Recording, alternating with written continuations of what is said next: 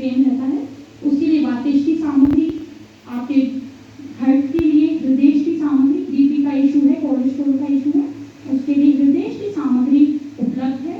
और भी कई प्रकार के पित्त रोगों के लिए पित्तेश की सामग्री, कफ रोगों के लिए कफेश की सामग्री, जिसको स्किन प्रॉब्लम है उसके लिए चर्मेश की सामग्री, अलग अलग प्रकार की सामग्रियां पतंजलि ने उपलब्ध करवाई हैं और वो भी बीमारी के हिसाब से। और उसमें आयुर्वेद सबसे बड़ी बात है कि हमारे ग्रंथ हैं, आयुर्वेद ग्रंथों से ढूंढ करके जिन औषधियों का विधान उसमें शरीर के बीमारी के हिसाब से लिया गया है, उस ग्रंथों में से ढूंढ करके उन्हीं औषधियों को बीमारी के हिसाब से उसमें डाला गया है।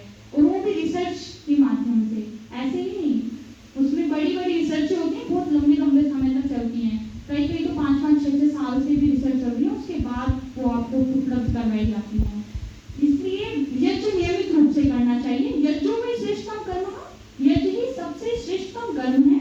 और इसमें आपके नैनो साइंस के माध्यम से जब आप किसी भी चीज को जलाते हो, किसी भी वस्तु को जलाते हो, पदार्थ को जलाते हो, तो वो नैनो रूप से होकर आपके चारों तरफ वातावरण में मिलती है। और वायुमंडल के जो गैस मिलती है, जब आप उसमें गाय का घी, एकदम गाय का घी जब जलता है तो 8864 प्रकार की सूक्ष्म रूप से जो गैसें निकलती हैं वो आपके वायुमंडल में विद्यमान होती हैं।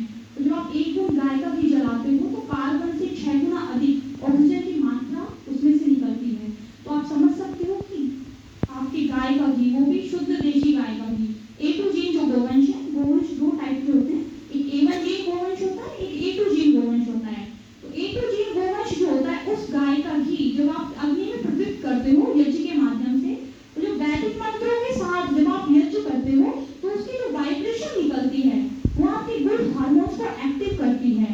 तो उसमें जब आप वैदिक मंत्रों के साथ गाय के घी के और गाय का गोबर और गोमूत्र तो आपके कैंसर जितनी भी बीमारी है बड़ी बड़ी, उसमें भी आपको लेना चाहिए। गोमूत्र बेसिकली जो छोटी बच्चियां का रहता है, गाय के छोटे बच्चों का, बच्चियां बोलते हैं, जीवड़ी बोलते हैं, जो भी उसका गोमूत्र तो आप डेली ले तो वो भी बहुत अच्छी बात है। हमारे यहाँ पे हमको डेली नियमित रूप से गोमूत्र का सेवन करवाया जाता है, क्योंकि उसमें आपकी कैंसर जैसी बड़ी बीमारियां, कैंसर क्या होता है, आपकी सेल्स का डिजनरेशन स्टार्ट हो जाता है, तो उसको रोकथाम के लिए सबसे उपयोगी है आपके गोमूत्र, देसी गाय का गोमूत्र, A2 जीन गोवंश का।